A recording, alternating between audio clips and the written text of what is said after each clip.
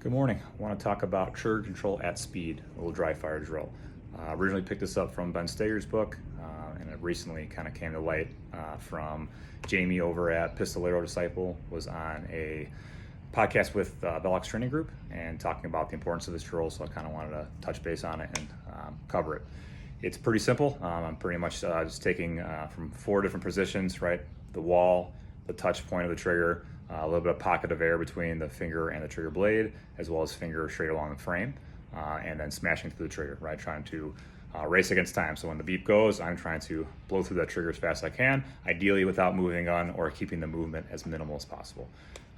Obviously, if we can shoot fast and accurately, right? So by smashing the trigger, jerking the trigger, and I can still have accurate rounds on range, that's a win, right? So why not train to that standard? It's always going to be easier to slow down. The slow down gets your hits, but why not be able to do that at speed, right? More efficient, faster on timer, etc.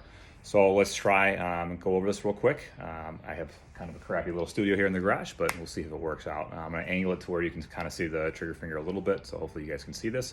Again, it's going to be from 4 different positions.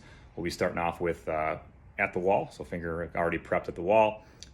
Then we'll go to finger just touching the trigger blade, a pocket of air between the finger and the trigger blade, and then finger straight along the frame. So let's get at it. I'll have a timer here so you guys can see this.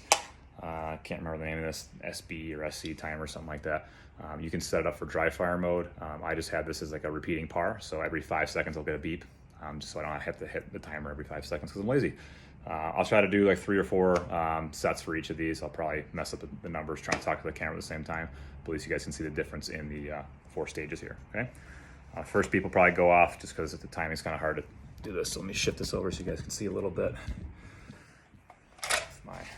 Not cluttered at all. There we go. I'll try to angle this in the wall here so you guys can kind of see the finger. Okay. All right, going from the wall. All right, so the wall again, we already prep point, kind of holding there.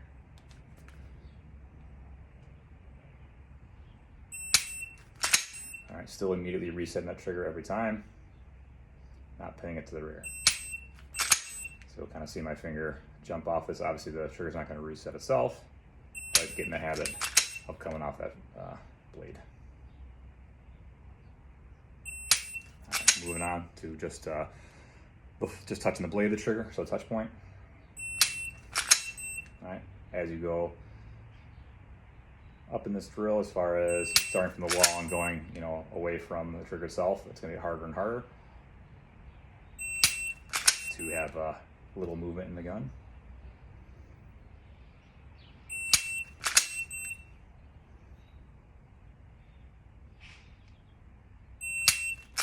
All right, let's go with pocket of air, so a little bit of gap. Go a little faster than that. Little movement. All right, last one's going to be finger on the frame. This one's definitely slowest for me. Should put some more time onto this one. Probably the most realistic spot for coppers. Pretty much like the challenge position, quote unquote.